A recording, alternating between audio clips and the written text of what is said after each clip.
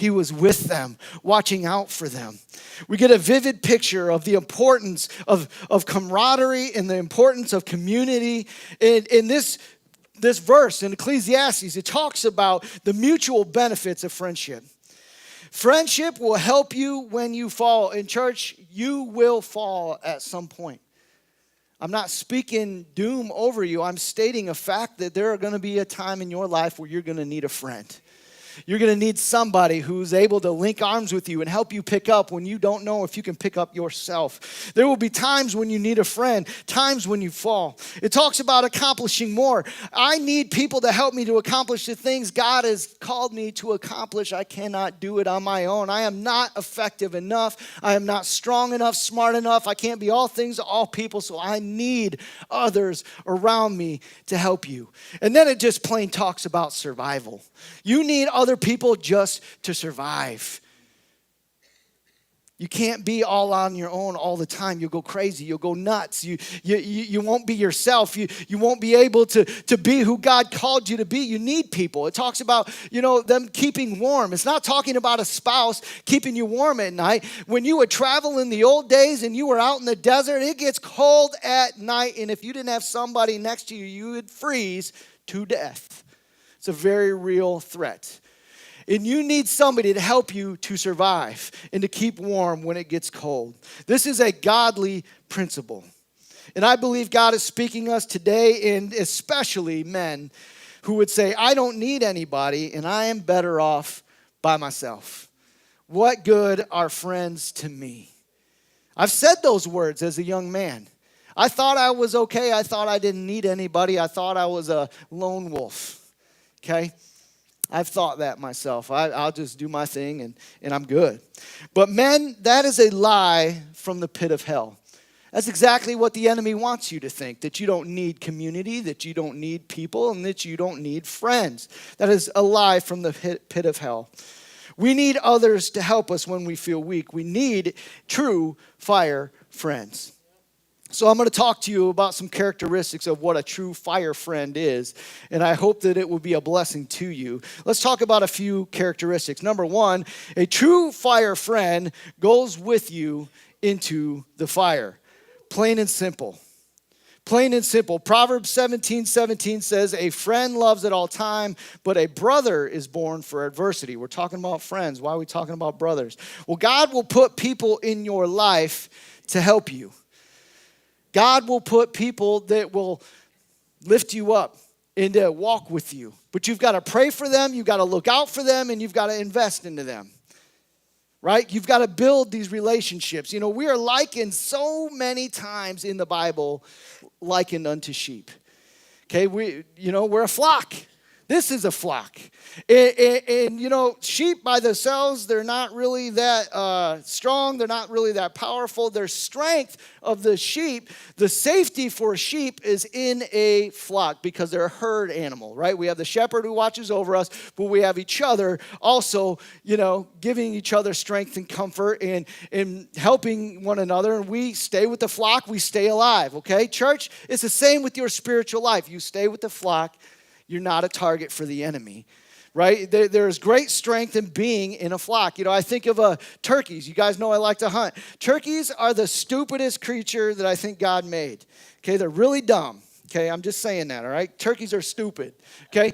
But if you get them in a flock, those things are almost impossible to sneak up on. They are so very wary and cautious. Why? Is because turkeys do one thing right. They do one thing right. This is how they survive, right? They're eating. You got one looking this way, and then there's another one eating. He looking that way. You got another one eating. He looking this way. You got one eating, and he's looking up. You got one looking, and he's eating down. And every turkey, they're looking a different way. And when one spook, they all spook. I don't care. I've moved a finger at a flock of turkeys. I was sitting in a tree, and I went like this. And the entire flock was like, pop, pop, pop, pop, and they were gone. Turkeys stay alive because they stay together. And we need to stay alive and stay together. And we find strength in that. We need to look out for each other. Watch one another's backs. You hear what I'm saying tonight? Just like those dumb turkeys that are so stupid, they live because they watch each other's backs. And we can look out for one another and really find a lot of strength, okay? There's great strength. You are exposed and you are vulnerable if you don't have somebody out there watching your back who's a true friend. If you don't have people looking out for you, you need people in your life. God will place someone in your life to help you survive. Jesus and his disciples, they lived life together and they did ministry together. And they were taught by Jesus, the Son of God, the value of not going it alone. When Jesus sent out his disciples out to heal the sick and raise the dead and pray over sick people, did he send them out alone? You say, one, you go that way, one, you go this way, one, you go that way. No, he sent them out in pairs, didn't he? Because there's value of having somebody at your side helping you and watching out for you and keeping your back. You need somebody. And if Jesus ran his ministry like that, how much more do we need somebody in our life? A cord of three is not easily broken. And you will know that you have a true fire friend when trouble strikes. You will know you have a true fire friend when you're going up against a wall, when you're facing the hardest situation in your life and you look right and there's Jesus standing right next to you as a true fire friend. You look left, you got people, friendships, deep relationships, and they're standing right next to you and you're like, hey, I'm not alone.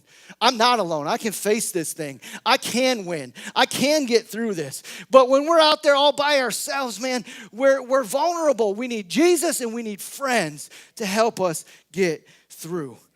Church, I'm here to encourage you today to build some relationships, some deep ones, some real relationships, not superficial, hi, how you doing relationships, real, deep, meaningful relationship. You know you got a good one when they're with you in trouble. When you got God and a few friends, you're a force to be reckoned with. Proverbs 27 is an interesting proverb. You know, we know they're a wisdom writing, and it's an interesting writing. But Proverbs 27:10 says this. It says, do not forsake your friend or a friend of your family. It's a good verse. Don't forsake my friends. Okay. So I got to have my friends back. And, even a friend of family, I want to be there for them. I'm going to help them. I got their back. And I don't know if the scripture's up there, but it says something else too. Proverbs 27, verse 10, it says this. It says, do not forsake your friend or a friend of your family, but listen to what it says next. Super weird. It says, and do not go to your relative's house when disaster strikes you. Isn't that interesting? Wait. Then it says, better a neighbor than a relative far away. Let me read that again. Do not forsake your friend or a friend of your family, and do not go to your relative's house when disaster strikes you, but better a neighbor nearby than a relative far away. And sometimes I think we can fall into the trap of all I need is family.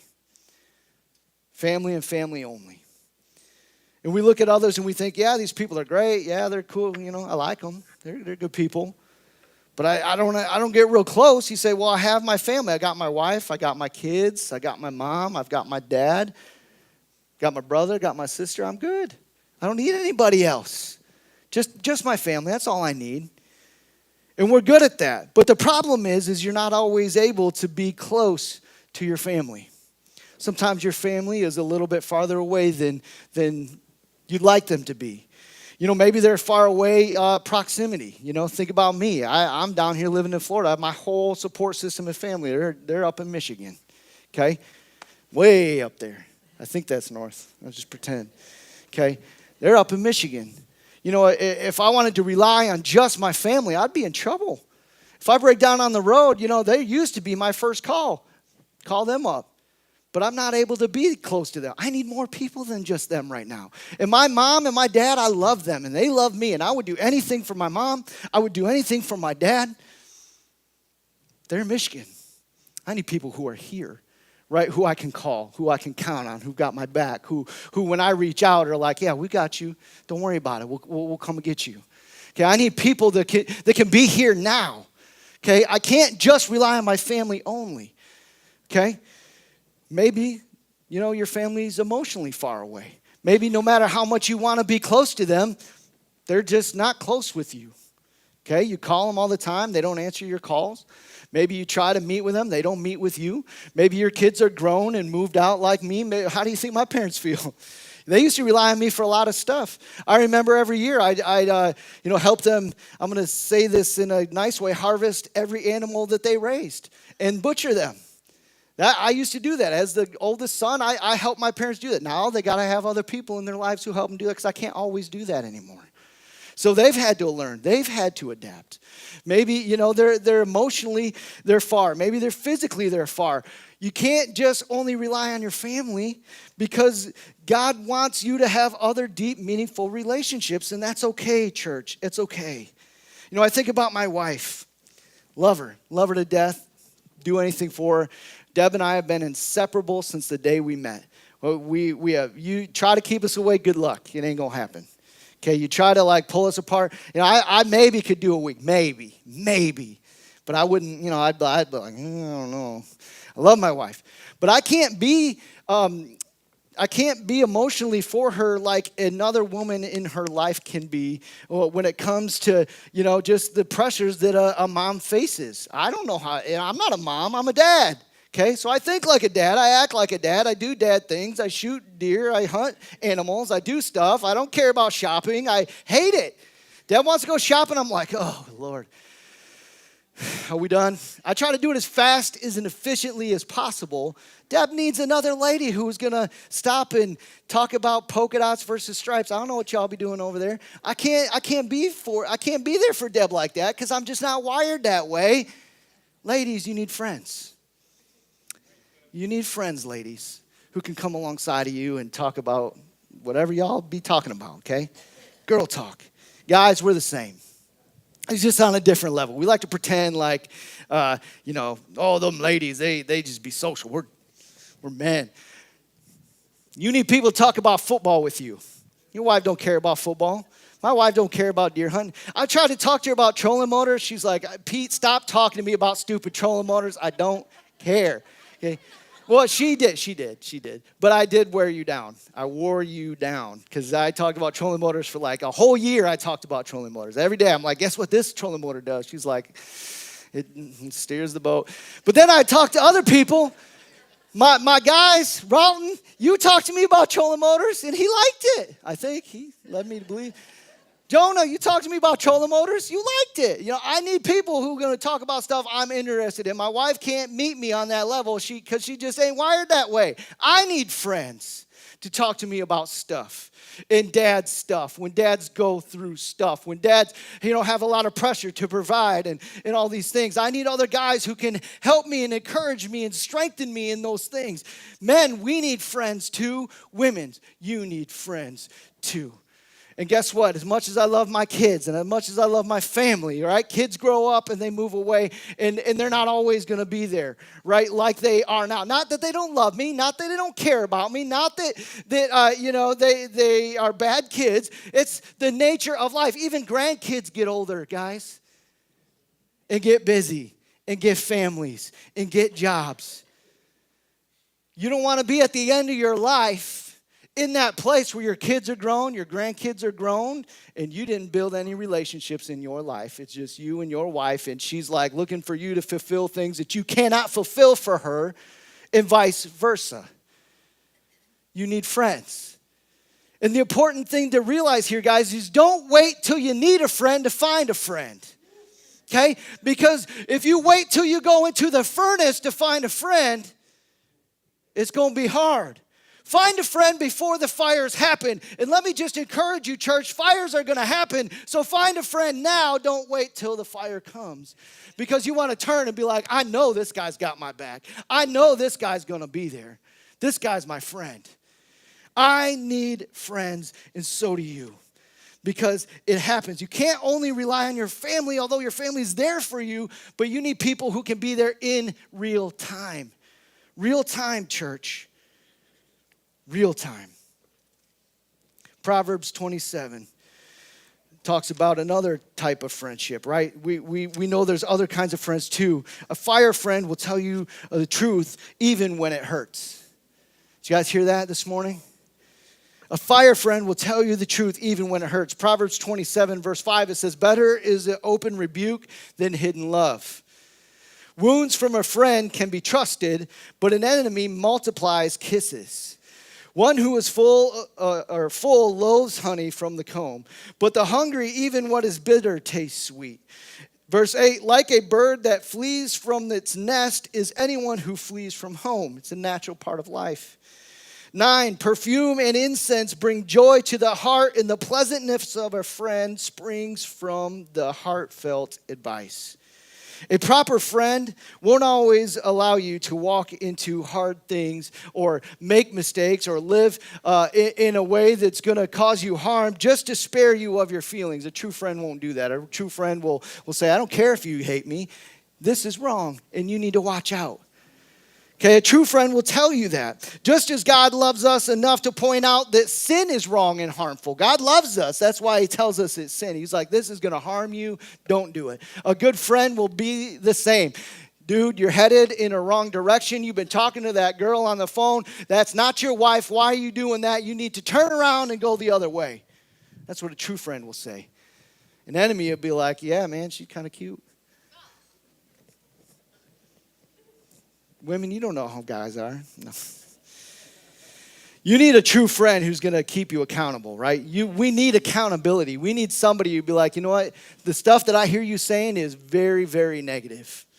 I hear you saying all kinds of negative stuff about your life, about your wife, about your job, about this. Dude, you need to knock it off. You need to put down that stinking thinking and pick up God's joy and move forward. I can't stand to see you just so low anymore. You need to turn it around, and you need to change the way you think.